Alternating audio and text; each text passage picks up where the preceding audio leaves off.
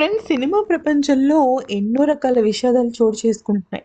అయితే క్యారెక్టర్ ఆర్టిస్ట్‌గా ఎన్నో సినిమాల్లో నటించి మెప్పించిన రచిత మనందరికీ సుపరిచితమే.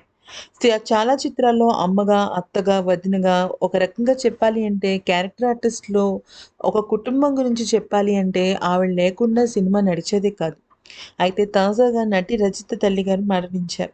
ఆమె తల్లి విజయలక్ష్మి 75 ఏళ్ల వయసులో గుండెపోటుతో మరణించారు. ఇక మార్చి 21 శుక్రవారం మధ్యాహ్నం ఆవిడ కన్నుమూశారు. అంత్యక్రియలు అంత్యక్రియలు శనివారం నాడు ఫిల్మ్‌నగర్ మహాప్రస్థానంలో నిర్వహిస్తారని తెలిసింది. కాగా ఇక్కడ మ్యాటర్ ఏంటంటే ఈ రజిత గారి తల్లి విజయలక్ష్మి గారు ఎవరో కాదు. ఆర్టిస్ట్ కృష్ణవేణి, రాగిణిలకు విజయలక్ష్మికి చెల్లెళ్ళవుతారు. ఇక తల్లి మరణించడంతో రజిత గారు సోషల్ మీడియాలో ఒక పోస్ట్ పెట్టారు.